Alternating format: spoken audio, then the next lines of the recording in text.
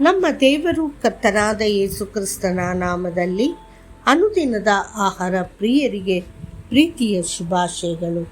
2025 August ತಿಂಗಳ 2ನೇ ತಾರೀಕಿನ ಶನಿವಾರದ ದೇವರ ವಾಕ್ಯವು ಬೆಳಗಿನ ಪ್ರಾರ್ಥನೆ.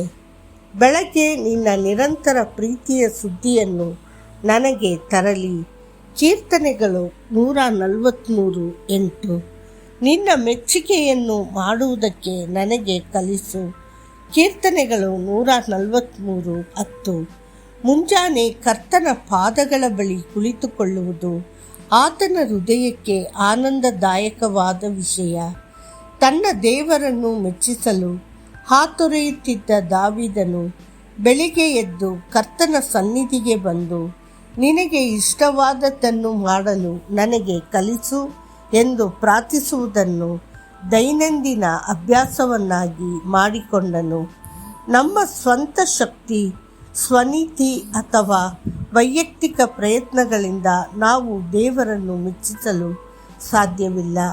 ಮುಂಜಾನೆ ದೇವರ ಸನ್ನಿಧಿಗೆ ಬಂದು, ಕರ್ತನೇ ನನಗೆ ಕಲಿಸು ಎಂದು ವಿನಮ್ರ ಹೃದಯದಿಂದ ಹೇಳುವವರೇ ಆತನನ್ನು ನಿಜವಾಗಿಯೂ ಮೆಚ್ಚಿಸುವರು. ಹೌದು, ಕರ್ತನು ನಮ್ಮ ಗುರುವಾದಾಗ ನಾವು ಖಂಡಿತವಾಗಿಯೂ ಆತನ ಮಾರ್ಗಗಳಲ್ಲಿ ನಡೆದು ಆತನ ಆನಂದವನ್ನು ಅನುಭವಿಸುತ್ತೇವೆ. ಮುಂಜಾನೆಯು ಕರ್ತನು ನಮಗೆ ಕಲಿಸಲು ಒಂದು ಸುಂದರ ಮತ್ತು ಆಶೀರ್ವಾದದ ಸಮಯ.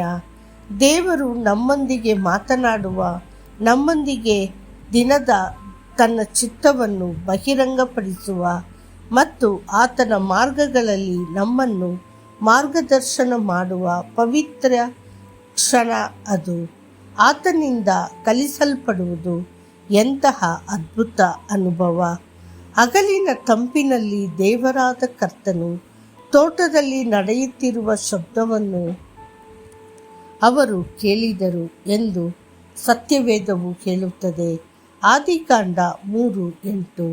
ಬೆಳಗಿನ ಜಾವದಲ್ಲಿ ನಮ್ಮ ಹೃದಯಗಳು ಶಾಂತವಾಗಿರುತ್ತದೆ.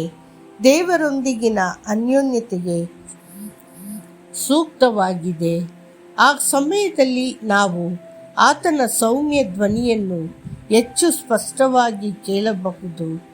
ದಿನದ ನಂತರ ಲೌಕಿಕ ಚಿಂತೆಗಳು ಮತ್ತು ಒತ್ತಡಗಳು ನಮ್ಮನ್ನು ಭಾರವಾಗಿಸಬಹುದು. ಅದಕ್ಕಾಗಿಯೇ ನಾವು ಮುಂಜಾನೆಯ ಸಮಯವನ್ನು ಕರ್ತನು ತನಗೆ ಇಷ್ಟವಾದದ್ದನ್ನು ಹೇಗೆ ಮಾತಾಡಬೇಕೆಂದು ಕಲಿಸಲು ಮೀಸಲಿಡಬೇಕು. ದಾವೀದನು ಬೇಗನೆ ಎದ್ದ ಕಾರಣ, ನಾನಂತೂ ನೀತಿವಂತನಾಗಿ ನಿನ್ನ ಮುಖವನ್ನು ನೋಡುವೆನು, ನಿನ್ನ ಹೋಲಿಕೆಯಲ್ಲಿ ಎಚ್ಚರವಾದಾಗ ತೃಪ್ತನಾಗುವೆನು. ಕೀರ್ತನೆಗಳು 17:15 ಎಂದು ಹೇಳಲು ಸಾಧ್ಯವಾಯಿತು. ದಾವೀದನಿಗೆ ಮಾತ್ರವಲ್ಲ, ದೇವರ ಎಲ್ಲ ಸಂತರಿಗೂ ಬೆಳಿಗ್ಗೆ ಎದ್ದು ಆತನೊಂದಿಗೆ ಮಾತನಾಡುವ ಮತ್ತು ಆತನ ಶಾಂತ ಸಣ್ಣ ಧ್ವನಿಗೆ ಹೊಂದಿಕೊಳ್ಳುವ ಅಭ್ಯಾಸವಿತ್ತು. ಆದಿಕಾಂಡ 22:3 ನಾವು ಓದುತ್ತೇವೆ, ಅಬ್ರಹಾಮನು ಬೆಳಿಗ್ಗೆ ಎದ್ದನು. ಅದೇ ರೀತಿ ಯೋಬನು ತನ್ನ ಮಕ್ಕಳ ಪರವಾಗಿ ದೇವರಿಗೆ ದಹನ ಬಲಿಗಳನ್ನು ಅರ್ಪಿಸಲು ಬೆಳಿಗ್ಗೆ ಎದ್ದನು. ಯೋಬ 1:5.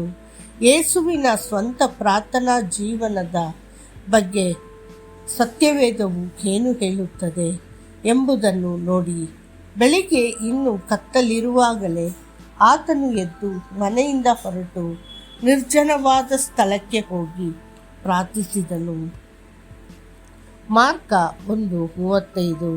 ದೇವರ ಪ್ರಿಯ ಮಕ್ಕಳೇ, ಬೆಳಗಿನ ಪ್ರಾರ್ಥನೆ, ಧ್ಯಾನ ಮತ್ತು ಕರ್ತನೊಂದಿಗಿನ ಸಹವಾಸವನ್ನು ನಿಮ್ಮ ಜೀವನದಲ್ಲಿ ವೈಯಕ್ತಿಕ ಅನುಭವವನ್ನಾಗಿ ಮಾಡಿಕೊಳ್ಳಿ. ನೀವು ಪೂರ್ಣ ಹೃದಯ ಮತ್ತು ಸಂತೋಷದ ಆತ್ಮದಿಂದ ಬೆಳಿಗ್ಗೆ ಎದ್ದು ಸ್ತುತಿ ಮತ್ತು ಕೃತಜ್ಞತೆಯನ್ನು ಅರ್ಪಿಸುವಾಗ ಸ್ತುತಿಯಲ್ಲಿ ಆನಂದಿಸುವ ಕರ್ತನು ಪ್ರೀತಿಯಿಂದ ತನ್ನ ಮಾರ್ಗಗಳನ್ನು ನಿಮಗೆ ಕಲಿಸುವನು. ಮತ್ತಷ್ಟು ಹೆಚ್ಚಿನ ಧ್ಯಾನಕ್ಕಾಗಿ ನೀವೆಲ್ಲರೂ ಒಟ್ಟಾಗಿ ಸೇರಿ ಕೇಳಿರಿ. ಅವುಗಳನ್ನು ಮುಂತಿಳಿಸಿದವರು ಯಾರು? ಕರ್ತನು ಆರಿಸಿಕೊಂಡವನು ಬಾಬೆಲಿನ ಮೇಲೆ ತನ್ನ ಉದ್ದೇಶವನ್ನು ನೆರವೇರಿಸುವನು. ಆತನ ಬಾಹು ಬಾಬೆಲಿನವರ ಮೇಲೆ ಇರುವುದು. ಯೆಶಾಯ 48:14. ಕರ್ತನು ನಿಮ್ಮನ್ನು ಆಶೀರ್ವದಿಸಲಿ. ಆಮೇನ್.